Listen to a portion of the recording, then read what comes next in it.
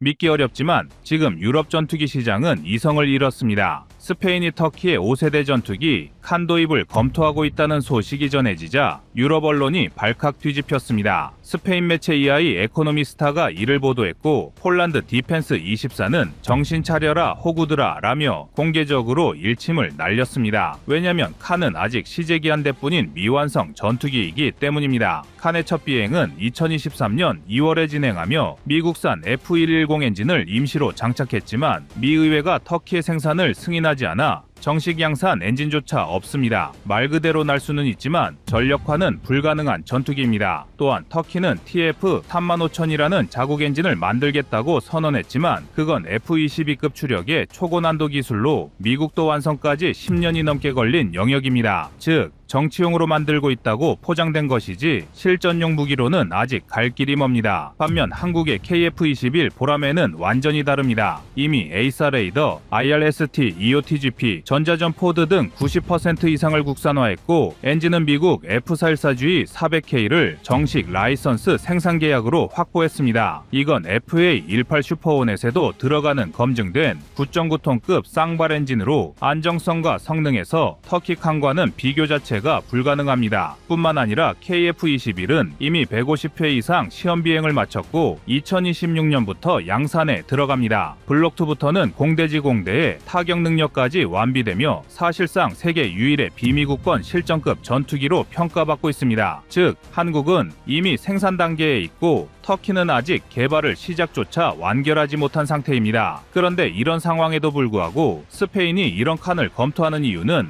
단 하나, 정치가 국방에 섞였기 때문입니다. 스페인은 2015년 F-35 도입을 취소하며 미국과 거리를 두었고 대체 관계를 위해 터키와 방산협력을 강화해 왔습니다. 퓨르젯 훈련기 계약도 그 연장선입니다. 하지만 그 흐름이 전투기 분야까지 번진다면 스페인은 군사 현실을 외면한 채 외교용 명분에 매달리는 꼴이 됩니다. 결국 유럽은 미국의 F-35 의존을 줄이려다 오히려 미완성 전투기 칸에 기대는 위험한 선택을 하고 있습니다. 지금 유럽이 정치적 자존심을 위해 흔들릴 때 한국은 실력으로 증명한 전투기 국가로 세계 시장의 중심으로 떠오르고 있습니다.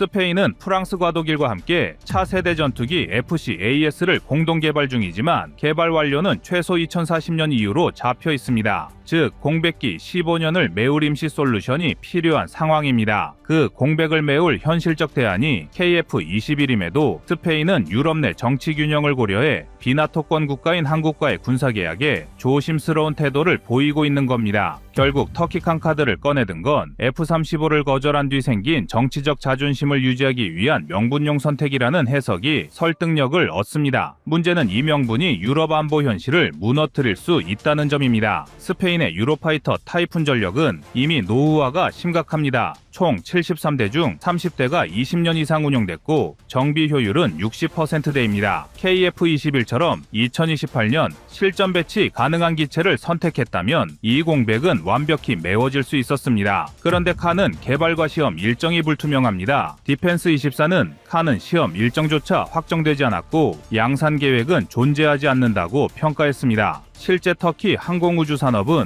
올해 8월 기준으로 시제기 한 대만 제작 완료, 추가 기체 생산 일정은 공개조차 못하고 있습니다. 이런 기술 불안정성에도 불구하고 터키 언론은 연일 유럽 첫 5번째 전투기라는 선전을 이어가고 있습니다. 스페인 언론이 이 내용을 인용 보도하면서 마치 자국이 칸을 도입할 듯한 인상을 준 것이 이번 논란의 시작이었죠. 결국 EI 에코노미스타 기사 마지막에서 이 내용은 터키 매체를 인용한 것이라고 시인하면서 스페인발 소식이 아닌 터키발 여론전임이 드러났습니다. 이후 폴란드 디펜스 24가 이를 두고 터키 언론이 스페인을 이용한 허상 마케팅이라며 비판한 이유입니다. 지금 유럽이 해야 할 선택은 정치적 자존심이 아니라 전투력 확보입니다. 반면 폴란드는 이미 이 길의 정답을 알고 있습니다. 폴란드는 FA50을 통해 2023년부터 실제 공군 훈련 체계를 개편했고 2028년까지 KF-21 수출형을 고려 중인 국가입니다. 즉 유럽에서도 현실적으로 전력을 확보할 수 있는 길은 한국과의 협력이라는 사실을 명확히 깨닫고 있는 겁니다. 이제 한국은 기술력, 납기, 정비, 운용 효율성까지 종합한 가성비와 신뢰성 밸런스의 정점에 있습니다. 칸이 언젠가의 미래라면 KF-21은 지금 당장 실전에 투입 가능한 현실입니다. 터키가 언론을 통해 유럽에 신호를 보낼수록 오히려 한국 전투기의 존재감은 더 부각되고 있습니다. 그야말로 스페인이 칸을 바라보는 그 순간 유럽의 전투기 시장은 한국 쪽으로 무게추가 기울고 있습니다. 스페인 언론이 흘린 칸 도입설은 결국 터키가 만들어낸 전략적 여론전이었습니다. 그런데 진짜 흥미로운 건 이 허상의 프레임을 가장 먼저 깨부순 게 미국도 프랑스도 아닌 폴란드 매체 디펜스 24였다는 겁니다. 이 매체에 따르면 칸은 기술적으로 미성숙한 기체이며 스페인 공군이 도입하기에는 현실성이 없다고 단언했습니다. 즉 스페인 입장에서 보면 칸은 전투기가 아니라 아직 프로토타입 조립체계 수준이라는 겁니다. 실제로 칸의 기술적 한계를 하나씩 뜯어보면 디펜스 24의 분석은 과장된 게 아닙니다. 우선 가장 문제되는 엔진을 꼬집었는데요. 현재 터키는 F110G 129 엔진을 사용 중이지만 이건 어디까지나 임시용입니다. 이 엔진은 미국 제너럴 일렉트릭이 독점 생산하며 F-15E와 F-16EF에서 사용되는 13.1톤급 엔진입니다. 문제는 미국 의회가 터키의 F110 라이선스 생산 요청을 거부했다는 점입니다. 즉, 터키는 양산 단계에서 사용할 엔진의 법적 승인을 받지 못한 상태로 현재 시험 비행 중인 시제기조차 정식 군용 인증이 불가능한 기체로 분류됩니다. 여기에 더 심각한 건 터키가 독자적으로 개발 중인 TF35000 엔진입니다. 이 엔진은 이름 그대로 추력 35,000 파운드 힘로 약 15.8톤을 목표로 하고 있습니다. 그러나 지금까지 터키가 실험용으로 가동해본 최대 추력은 13,000 파운드 힘 수준입니다. 게다가 더 심각한 문제는 고온부 터빈과 냉각 베어링, 블레이드 합금 등은 미국이나 일본조차 핵심 기술을 외부에 절대 공개하지 않는 분야를 독자 개발하겠다고 나선 것입니다. 사실 이 분야의 기술적 난이도는 제트 엔진 중에서도 최상급입니다. 즉, 칸이 F-22급 성능을 목표로 한다면 터키는 앞으로 10년 이상을 엔진 하나에 매달려야 합니다. 디펜스 24는 이 점을 정확히 짚었습니다. 터키 공군조차 칸의 전력화에 차질이 예상된다. 엔진이 확정되지 않았고 개발 및 시험 일정이 모두 지연되고 있다며 부정적인 시각을 보이고 있습니다. 그렇다면 스페인이 정말 몰라서 이런 결정을 검토할까요? 아닙니다. 알고 있습니다. 다만 스페인의 방산 정책은 언제나 정치적 중립을 중시해 왔습니다. 미국에 전적으로 기울지도 러시아 쪽으로 가지도 않는 전략적 독립을 원합니다. 그 속에서 터키는 나토 회원이지만 미국과 대립하는 국가라는 절묘한 위치를 차지합니다. 스페인은 지금 그 균형 외교를 유지하기 위한 상징적 협력 파트너로 터키를 택한 것에 불과합니다. 즉, 칸 도입 검토는 실제 구매 의사가 아니라 정치적 제스처에 가깝습니다. 그리고 이 허상의 게임이 유럽 전체 전투기 시장에 오히려 반전의 기회를 줬습니다. 바로 한국의 KF-21이 새로운 대안으로 급부상한 것입니다. 디펜스 24는 칸 대신 현실적인 대안은 한국의 KF-21이라고 명시했습니다. 그 이유는 단순합니다. 이미 양산 단계에 들어섰고 시험 비행을 거쳐 초도 양산형이 2026년 실전 배치 예정이라는 점, 무장 호환성 면에서도 KF-21은 나토 표준 링크 16 데이터 링크를 기본 지원하며 AIM-120 암람, AIM-9X, JDAM, 타우러스 등 서방 주요 무기와 호환이 가능합니다. 즉, 유럽 공군이 보유한 무기 체계를 그대로 사용할 수 있다는 뜻입니다. 그리고 성능만 보더라도 칸과의 격차는 뚜렷합니다. KF-21은 에이사 레이더 탐지거리 180km, IRST 추적거리 150km, 최대 속도 마하 1.83, 작전 반경 2900km, 무장 탑재량 7.7톤급입니다. 현재까지 누적 시험 비행 150회를 돌파했으며 국산 전자전포드 LIG 넥스1의 고출력 제모, 그리고 한화 시스템의 2호 TGP가 통합되어 있습니다. 국산 화율은 89%, 2028년 블록3부터는 완전 스텔스화와 내부 무장창 탑재가 계획되어 있습니다. 반면 한국과 비교하기가 민망할 정도로 초라합니다. 칸은 시제기 한 대, 시험 비행 횟수 이외 국산 화율 30% 미만입니다. 또 무장은 아직 미확정이며 에이사 레이더는 아셀산에서 개발 중이지만 완성도 검증이 안 된 상태입니다. KF-21이 이미 실사격 테스트를 진행하는 반면 칸은 아직 지상 시험 수준입니다. 결국 현재 유럽 언론이 칸을 거론하는 건 실체보다 정치적 메시지에 더 가깝습니다. 즉 미국의 ITAR 제약 없이 나토 무기 체계를 완전 호환할 수 있는 비미국권 내 유일한 옵션이 한국이라는 의미입니다. 그래서 스페인이 지금 칸을 검토한다고 하지만 현실적으로는 KF-21 쪽으로 기울 가능성이 훨씬 높습니다. 이건 단순히 한국 무기가 더 낫다는 자부심 수준의 얘기가 아닙니다. 현재 TAI 내부 보고서에 따르면 칸 시제기 생산 원가가 대당 1억 7천만 달러를 초과했습니다. 이건 KF-21 블록2 예상 단가인 약 6,500만 달러의 2배를 넘습니다. 그런데도 터키는 언론을 통해 유럽 첫 5세대기라는 슬로건을 반복하며 여론을 자극하고 있습니다. 그런데 재밌는 건 이런 상황을 폴란드가 먼저 파악하고 비판한 건 의미가 큰 것입니다. 말뿐인 전투기가 아니라 날고 싸우는 전투기가 진짜 전력이라고 대서특필하며 한국을 홍보해주고 있습니다. 이 때문에 칸의 기술적 미완성과 터키의 과잉 마케팅은 오히려 KF-21의 존재감을 더 부각시키고 있습니다. 유럽이 정치적 균형이라는 환상에 매달릴수록 현실적 전력의 답은 점점 더 동쪽, 즉 대한민국 쪽으로 향하고 있습니다.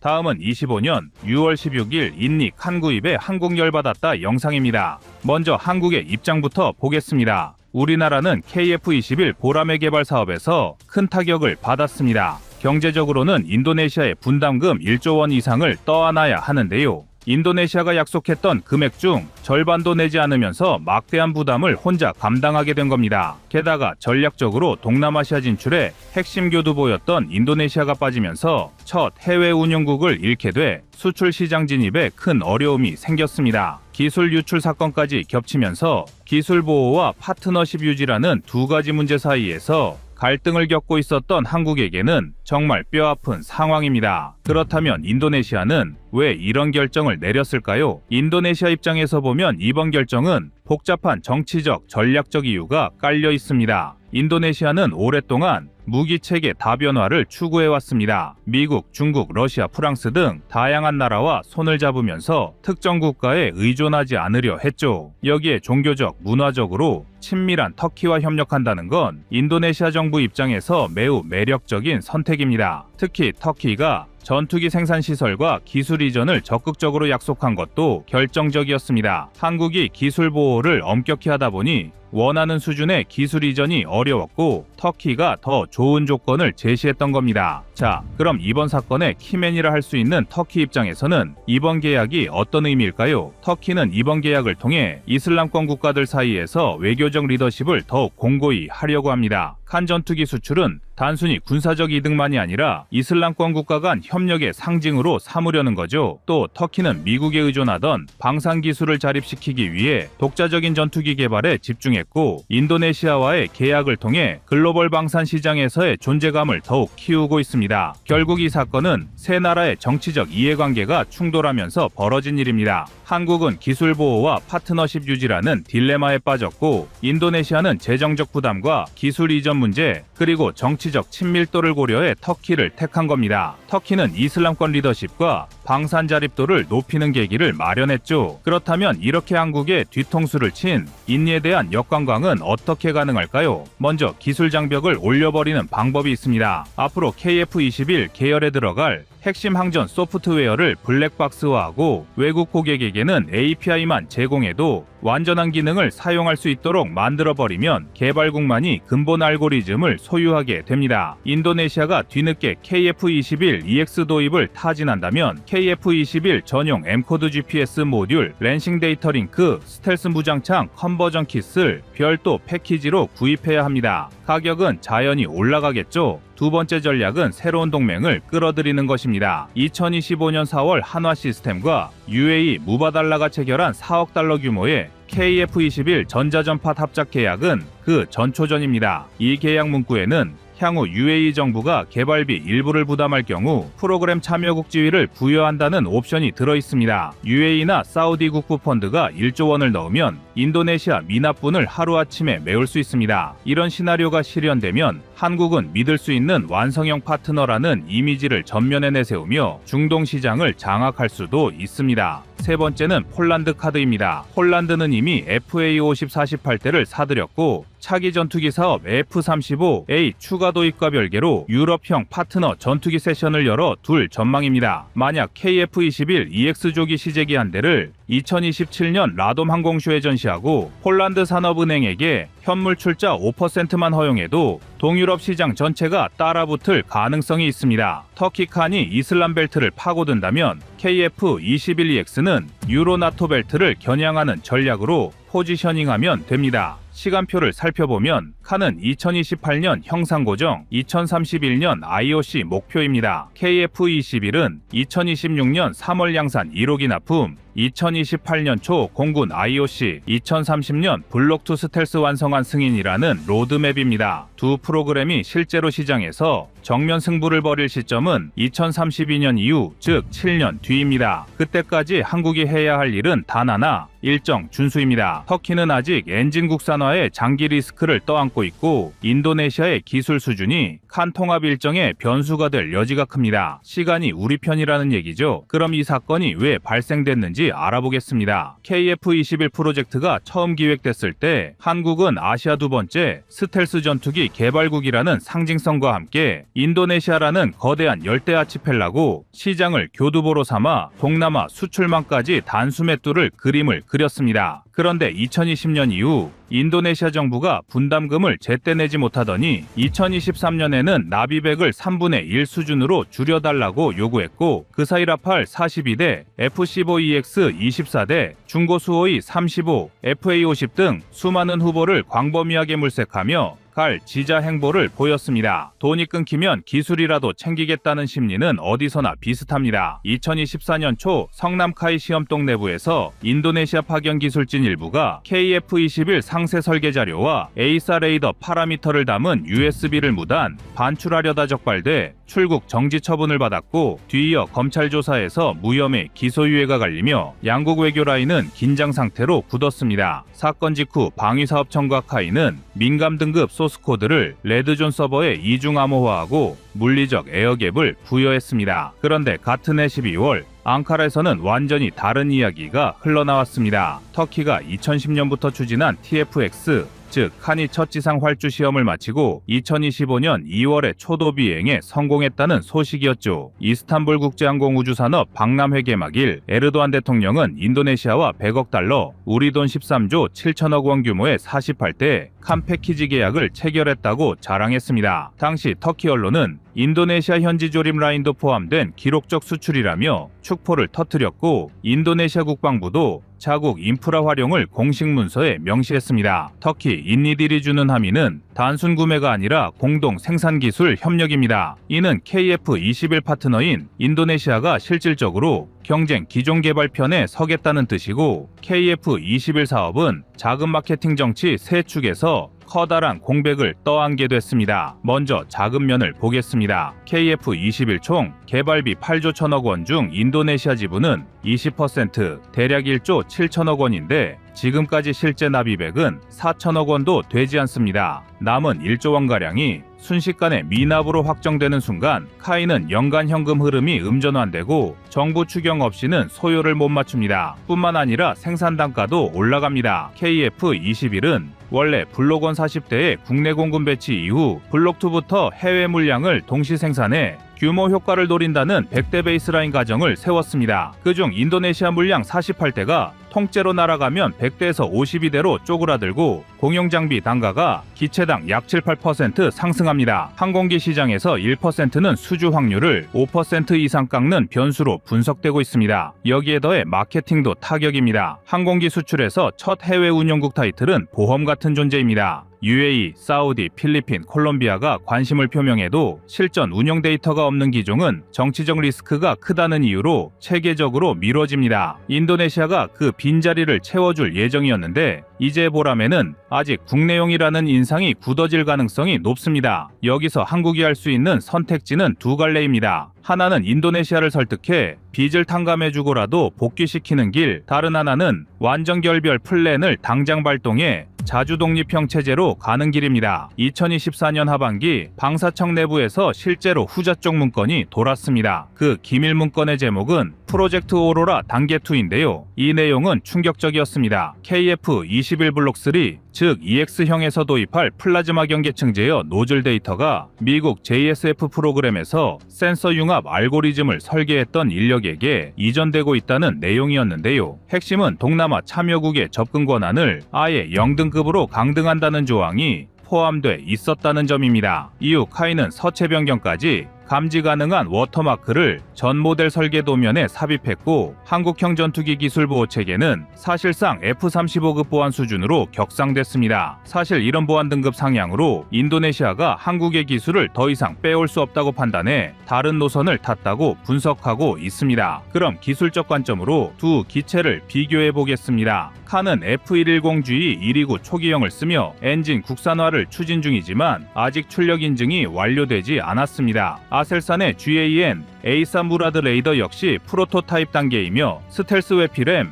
열관리 패널은 2027년 이후 적용 목표입니다. 그러니까 기술 완성도에서는 한국보다 두 발자국 뒤처져 있다고 할 수 있습니다. 반면 KF-21은 F414G 400K 개량형으로 이미 1000회 이상 비행시험을 수행했고 2026년 초도 양산에서 내부 무장창만 제외된 상태로 전투 배치가 가능합니다. 2028년부터는 공군이 요구한 블록2 다기능 레이더 체계 탑재가 예상돼 실전 배치 시점과 가용 무장 다양성 면에서 우위를 선점합니다. 기술적인 부분은 한국이 앞서고 있고 금융시장의 반응도 상당히 우호적입니다. 국산 전투기 프로그램에 대한 국제 신용평가사 리포트는 동맹 파트너 이탈은 치명적이지만 반대로 한국 단독 IP 비율이 높아져 향후 로열티 수익을 극대화할 수 있다는 역설적 해석을 내놓고 있습니다. 쉽게 말해 한국이 인도네시아 몫을 전부 떠안더라도 차후 블록4, 블록5에서 발생하는 소프트웨어 업그레이드 비용을 전량 자국 회사가 회수할 수 있다는 뜻입니다. 정리하자면 인도네시아의 터키 전투기 선택은 복잡한 정치적 계산과 전략적 판단의 결과물입니다. 한국으로선 이번 사태를 위기이자 기회로 삼아 장기적인 전략 재편의 계기로 만들어야 합니다. 오늘 준비한 내용은 여기까지입니다. 시청해주셔서 감사합니다.